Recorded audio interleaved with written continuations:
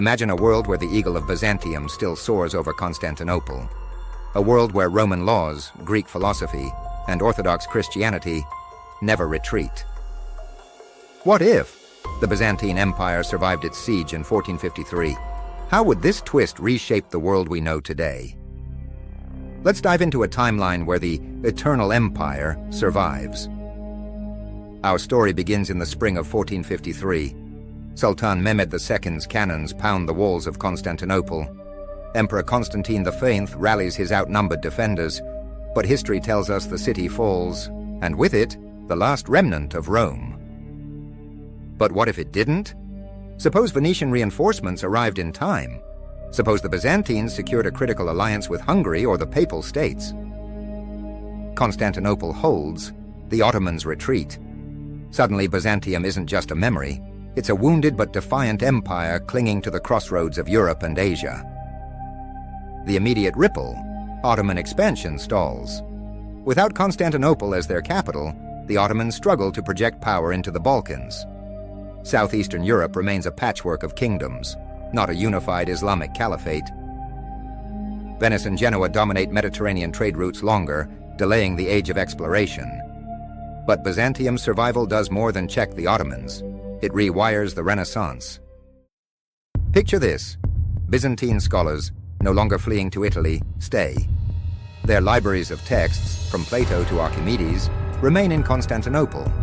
Without an Ottoman conquest, there's no mass exodus of Greek intellectuals to kickstart the Italian Renaissance. Instead, Byzantium becomes a living bridge between antiquity and the modern world. Emperors invest in universities, blending Roman engineering, Arab medicine, and Eastern Orthodox theology. By 1500, Constantinople isn't just a city, it's a beacon. Trade caravans from Persia and ships from Alexandria dock alongside European merchants. The Silk Road thrives under Byzantine neutrality, making the empire a middleman between East and West. Meanwhile, Europe's kings eye Byzantium's wealth, but can't risk a crusade against a fellow Christian state. The Protestant Reformation, it might never gain traction. With a powerful Orthodox counterweight to the Catholic Church, Martin Luther's critiques could splinter into smaller, less radical movements. Fast forward to the 18th century. A surviving Byzantium alters the balance of power forever. Russia, no longer claiming the mantle of the Third Rome, lacks spiritual justification for imperial expansion. The Tsars turn east earlier, clashing with Central Asian Khanates instead of the Ottomans.